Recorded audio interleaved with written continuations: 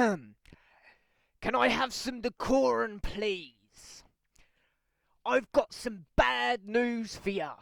Carl Froch and George Groves, the IBF, have ordered a rematch, so you two will be forced to go at it again. It would seem. Now you'd think, I'm going to go normal now, step out of Wade Barrett mode. So you'd think George Groves would be happy with this. I'll tell you why not.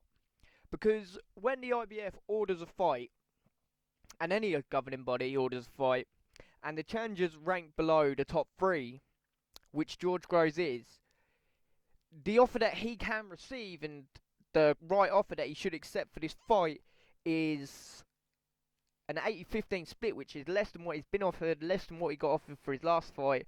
I think George Groves thinking he's going to get half. That's definitely not going to happen now. No way is that going to happen now. No way, boyo. So yeah, they've been ordered to fight. This is an intriguing fight. Lots of twists and turns. Carl Froch said the rematch can wait. He was looking forward to fighting Julio Cesar Chavez and getting the whole 24/7 ting. But that seems to be out the window now as the IBF called for this fight. But, you know, it's not like this means the fight is definitely going to happen. Don't think that. The IBF belt means shit. Like every other belt in the fucking world, pretty much. Maybe except from UFC. Maybe their belts still have a little bit of credit.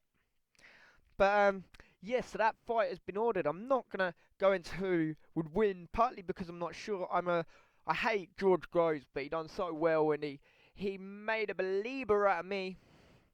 But I'm not going to call predictions on that just yet.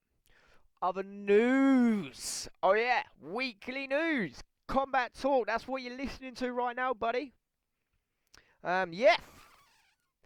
Fury will be back in February. He'll be fighting Omar Baselli. I wouldn't be as harsh to say a journeyman. He's had over 70 fights, nearly 70 wins. He's had nearly 80 fights, and he's had 69 wins, nearly 70. 8 losses. Never really been in there with the best.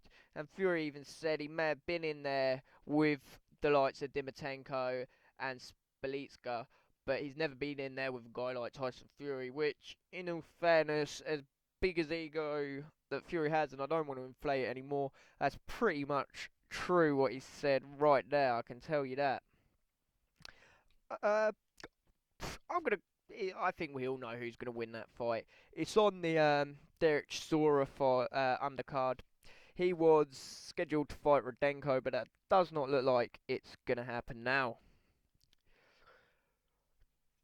Curtis Woodhouse has confirmed he will quit boxing regardless of the outcome of his fight with Darren Woodhouse. So it looks like he's either going to bow out champion or bow out defeated.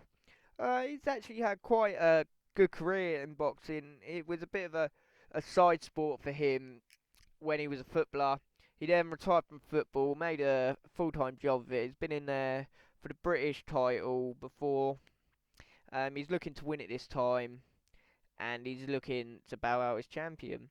So yeah, this will be an exciting fight. It'll be a good fight to watch. I'll be keeping my eye on this one, see how Curtis Woodhouse does. This is coming up on February the 22nd, and it's the main event. Luke Campbell's also on that card. Results will be on my channel if you don't get to see the fight. You should do. Woodhouse's last fight. Jesus. Probably even more shocking than the news of Carl Froch and George Groves being demanded to fight is the return after 14 years of Mark Prince. This is the most unexpected and bizarre thing I've ever heard. He was he was a very slick guy. Since he's retired from boxing, he's set up a charity of some form again to stop knife crime, which is a great thing to do. And now he only lost once in his career, and he's put in that great record that he had on the line when he steps back in the ring.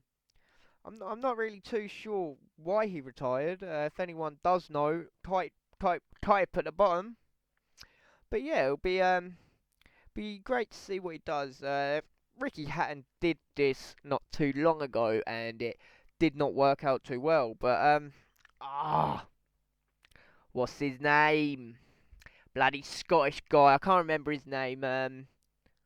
Scott something. Real bad man. Scott Harrison. Scott Harrison.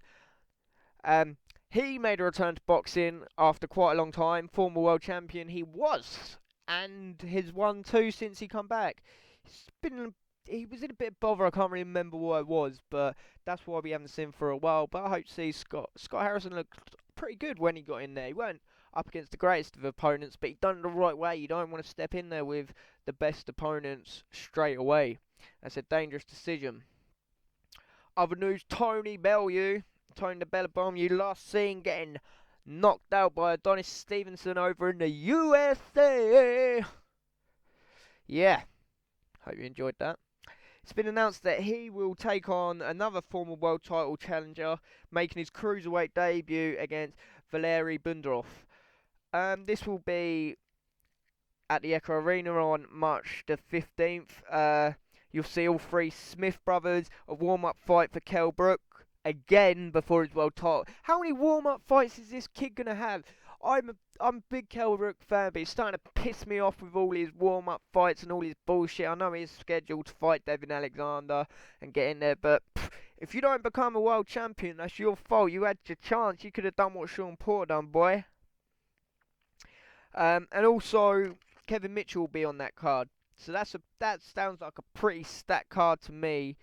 And I'm looking forward to the Bundorov Bellew fight, because Bellew struggled against Stevenson, and Bundorov struggled against Alaphobia and Guillermo Jones. Guillermo Jones a bit closer to Stevenson's level than Olaf Alaphobia. He's not really up there, so if he's lost to him, Bellew should breathe this, really.